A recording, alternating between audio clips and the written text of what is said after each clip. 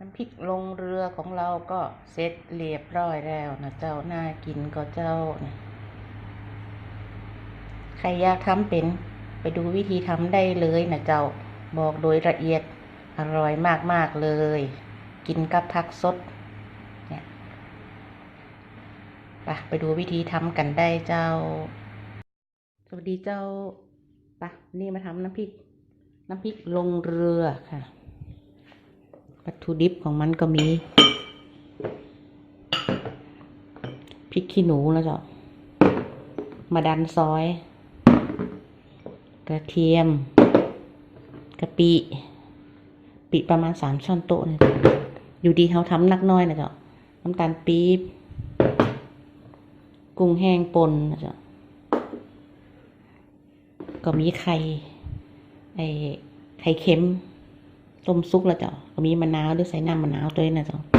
เรามีน้ำมันพัดเดี๋ยวจะพัดน้ำพริกตัวนี้นะเจ้าอันนี้เขาทำหมูหวานนะเจ้าหมูหวานทำมาใส่น้ำพริกลงเรือก็มีหมูแดงหั่นเนี่ยเจ้าแล้วก็มีหอมแดงกับน้ำตาลปี๊บแล้วก็มีซีอิ๊วไปทำอย่างก็หมูหวานกันก่อนนะเจ้าเปิดไฟเบาๆก่อนนะเจ้า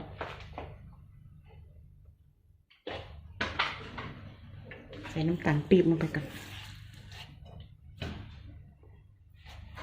หอมหวานก็อยู่ที่เฮานะเจ้าไม่ชอบหวานนักหวานน้อยต้องไปใส่หวานเยอะเลย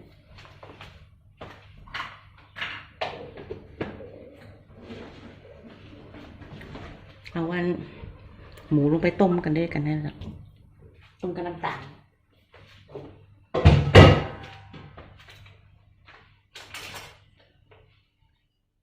ใส่ซีอิ๊วลงไปเลยซีอิ๊วประมาณ2 ช้อนโต๊ะเนี่ยเนาะ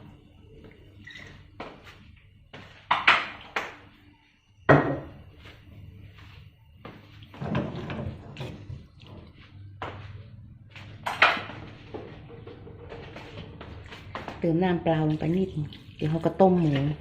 แล้วก็น้ำตาลลงไป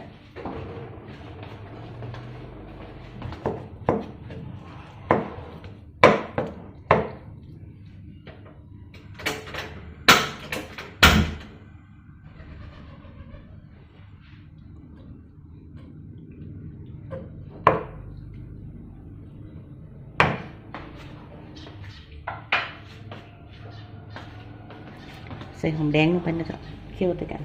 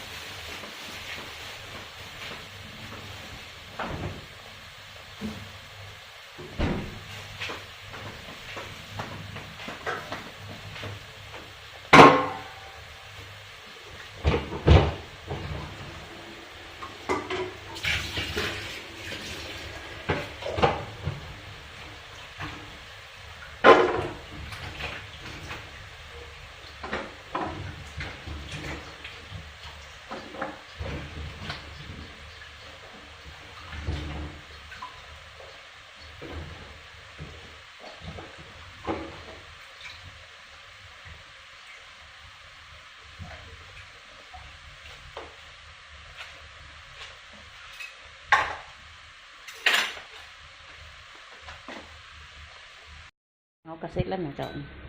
ประมาณแค่นี้เราก็ได้แล้วจ๊ะแกะได้เลยจ๊ะตักใส่ถ้วยเอามาตำน้ำพริกลงเรือกันใส่พริกกระเทียมใส่กระเทียมลงไปก่อน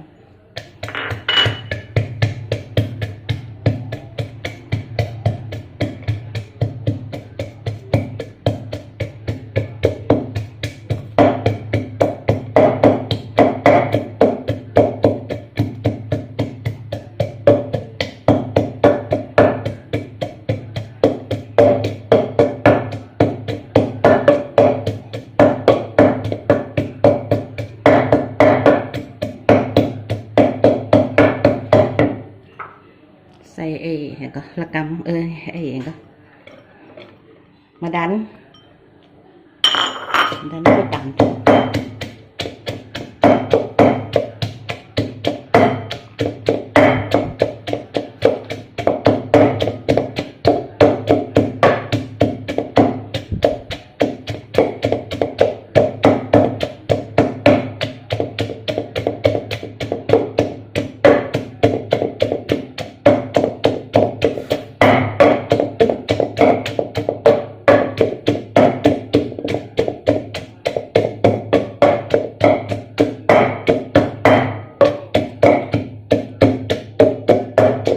ไ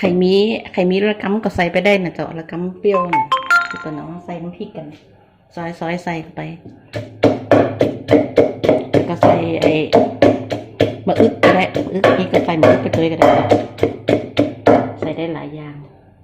แล้วก็เอากะปิใส่ไปโขลกด้วยกัน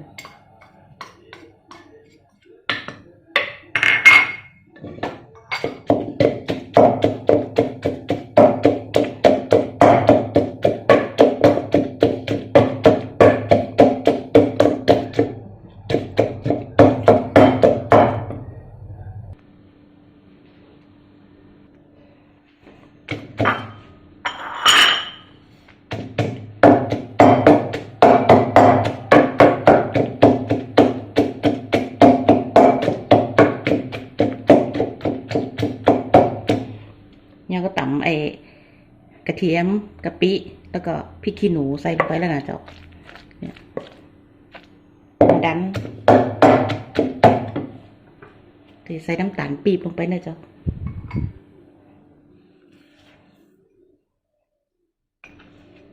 แต่ปี๊บเขาก็ต้องดูที่เขาว่าใครชอบหวานชอบยังไง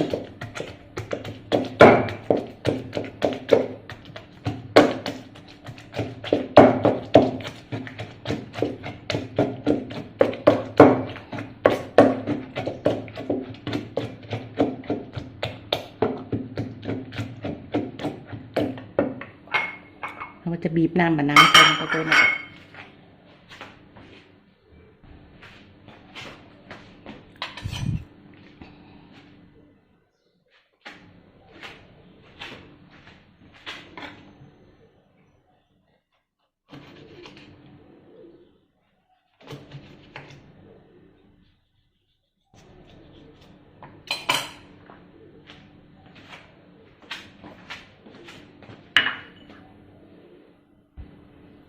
ต้องชิมดูด้วยกันรสชาติมันพอดีเลยยังเพราะมันมีมาดันอยู่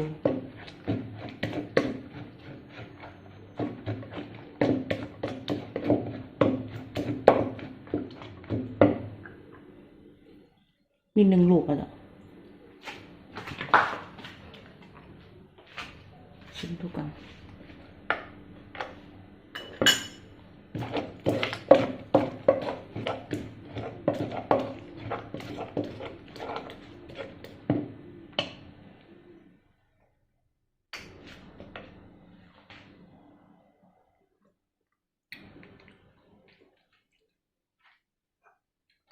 เปรี้ยวเลยแหละ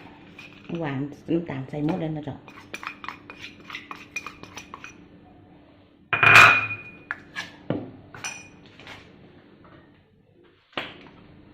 ใส่น้ำปลา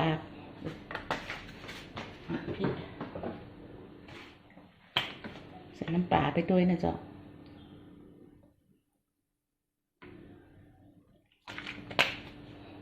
ใส่ไปประมาณช้อนครึ่งดูนะ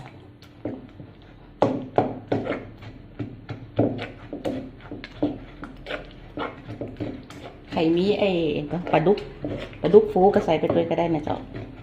ทำเป็นปลาดุกฟูใส่ไปโรยข้างหน้านี้ได้จ๊ะแต่วันนี้เขาไม่ได้ทำแบบเบื้องต้นมีหมูหวานก็มีไข่เค็มชิมดูก่อน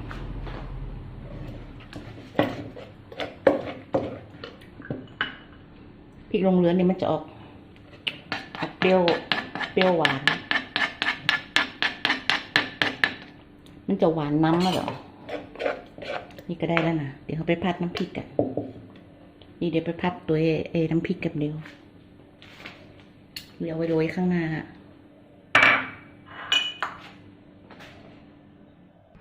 ไปเรามาเตรียมพัดน้ำพริกกัน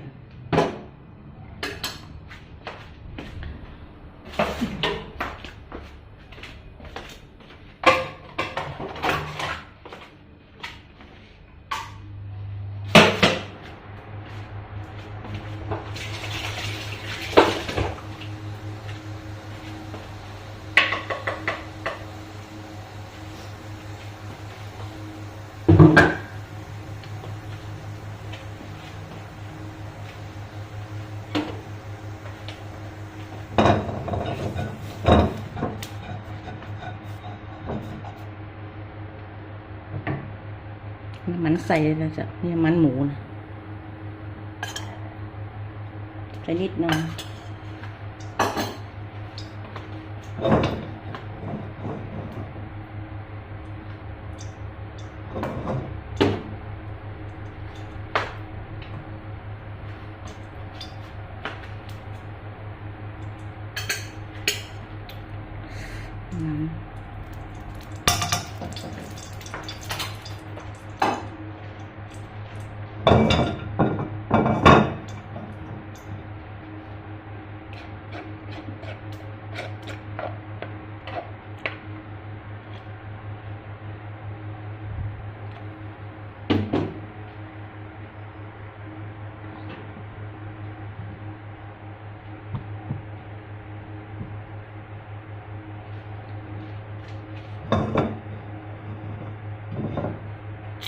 มันเดินทางเขาเก่าอันนี้ลงไปพัดเลยนะจ๊ะน้ำพริกใส่ก่อน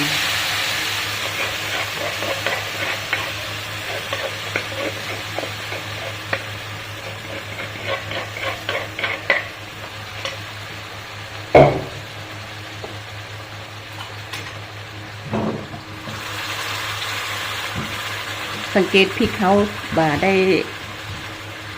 ทำให้ละเอียดนะจ๊ะเล็กๆอีกใส่กุ้งแห้งลงไปนะจ๊ะกุ้งแห้งที่เขาป่นเรียบร้อยแล้วนะ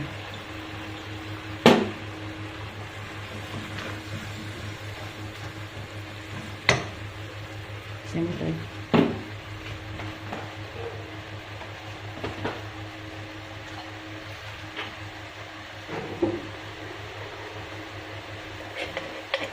เติมน้ำล้างครกลงไป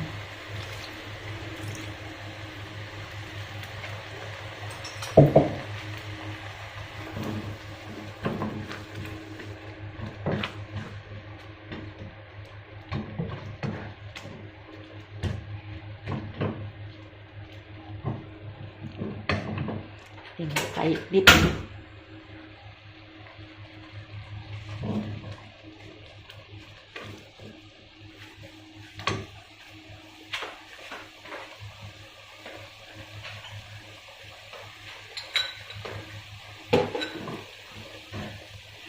หอมเลย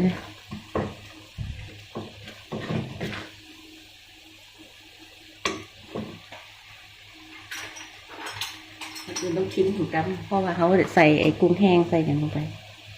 ชิมรสชาติดู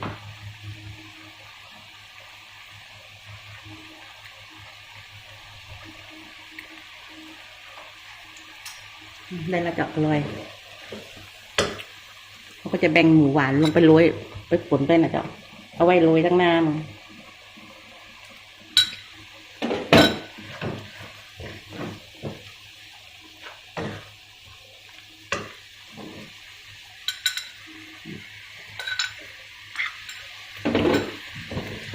คือก็เสร็จสิ้นเรียบร้อยแล้วจ้ะ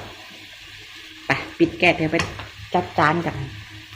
นี่ก็คือหน้าตาของน้ำพริกลงเรือของเขาล่ะเจ้าน่ากินกับเจ้าเสร็จเรียบร้อยแล้วเจ้ากับผักสดมีถั่วพูกระเจี๊ยบเขียวถั่วฝักยาวมะเขือนี่นะเจ้าใครชอบคลิปนี้ก็ช่วยกดไลค์กดแชร์กดติดตามเป็นกำลังใจให้จินนะเจ้าขอทุกท่านมีแต่ความสุขความเจริญคิดสิ่งใดก็ขอให้สมดังใจปรารถนาทุกสิ่งทุกประการนะเจ้าขอบคุณเจ้าสวัสดีเจ้า